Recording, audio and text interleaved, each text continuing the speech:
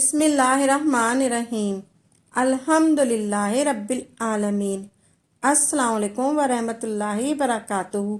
میری پیاری بہنوں، بھائیوں اور بزرگوں، میں اپنے چینل اسلامی ہادی امین میں خوش آمدید کہتی ہوں اور دعا کرتی ہوں اللہ رب العزت آپ کو خوش و خرم رکھے، آپ پر برکتیں اور رحمتیں بارش کی طرح برسے۔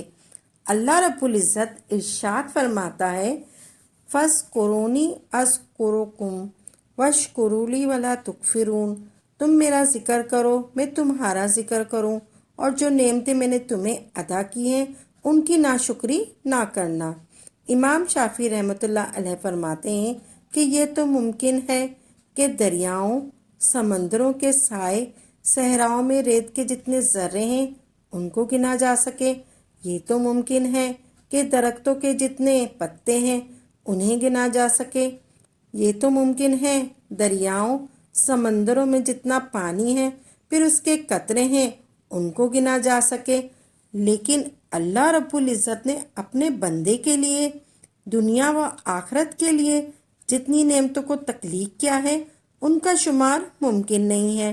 جس کو یہ اندازہ ہو جائے کہ اللہ رب العزت نے مجھے کتنی نعمتوں سے نوازا ہے تو پھر وہ چلتے پھرتے اٹھتے بیٹھتے کہے الحمدللہ الحمدللہ الحمدللہ الحمدللہ۔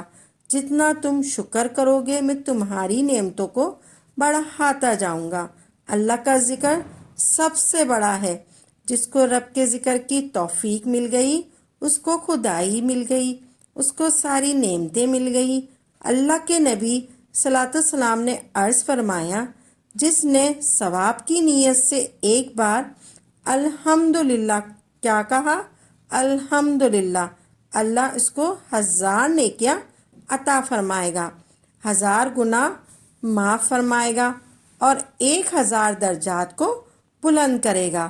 جس نے الحمدللہ کہا اس کے لیے 70,000 فرشتے پیدا کرے گا۔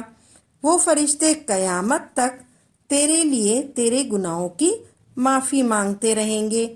ایک بار الحمدللہ الحمدللہ کہنے پہ یہ کمالات ہیں، یہ کرشمات ہیں۔ حضور صلی اللہ علیہ وآلہ وسلم نے ارشاد فرمایا ہے کہ بسم اللہ شریف اور الحمد شریف یعنی سورہ فاتحہ، بسم اللہ الرحمن الرحیم، بسم اللہ کے اندر 3 میم ہیں اور الحمد شریف کے اندر 12 میم ہیں، کل کتنے ہو گئے؟ 15۔ جو شخص ایک بار بسم اللہ شریف کے ساتھ الحمد شریف پڑھتا ہے تو اس کی روح اور منہ سے 15 میم نکلتے ہیں اور اللہ کا عرش اتنا بھاری ہو جاتا ہے کہ فرشتے کانپنے لگتے ہیں۔ الحمدللہ الحمدللہ الحمدللہ۔ کتنے سیکنڈ لگے؟ صرف اور صرف 2 سیکنڈ لگے۔ 2 سیکنڈ لگے۔ روایت میں ہے کہ جو رب کے فیصلوں پہ راضی ہو کے جس حال میں اللہ نے رکھا ہے خوش ہو کے کہہ دیتا ہے الحمدللہ، اللہ تیری ہی تعریف ہے، میں تو اس لائق بھی نہیں تھا کہ جو تو نے عطا کر رکھا ہے۔ الحمدللہ، جو الحمدللہ کہتا ہے قیامت کے دن ترازو کے دونوں پلڑے اللہ ذوالجلال نیکیوں سے بھر دیں گے۔ الحمدللہ الحمدللہ۔ حضور صلی اللہ علیہ وآلہ وسلم نے فرمایا کہ سب سے افضل دعا بھی الحمدللہ۔ ہمیں چاہیے کہ ہر وقت الحمدللہ کا ورد کریں۔ سورہ فاتحہ کا وظیفہ بہت مجرب اور تاثیر والا ہے۔ جب بندہ الحمدللہ رب العالمین کہتا ہے تو اللہ رب العزت فرماتے ہیں میرے بندے نے میری شان بیان کی ہے۔ جب بندہ رحمان الرحیم کہتا ہے تو اللہ رب العزت فرماتے ہیں کہ میرے بندے نے میری بزرگی بیان کی ہے۔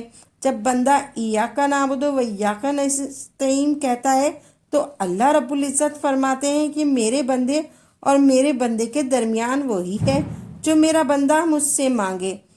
جب وہ اہدنا الصراط المستقیم انعمت علیہم ولا الضالین کہتا ہے اللہ رب العزت فرماتے ہیں کہ میرے بندے کے لیے میرا رب جو مانگے اس کے لیے وہی ہے۔ آپ نے 41 مرتبہ سورہ فاتحہ فجر کے ٹائم پڑھ لینی ہے۔ اللہ پاک کا شکر ادا کرنا ہرگز نہ بھولا کریں، کیونکہ اللہ پاک ہی ہماری مشکلوں کو آسان فرماتا ہے۔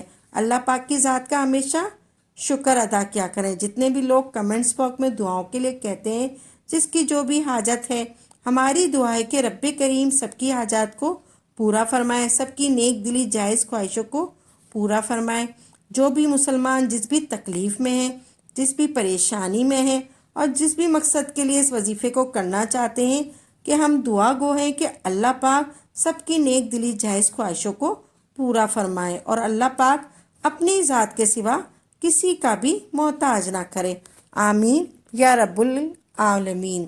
واخر دعوانا الحمدللہ رب العالمین۔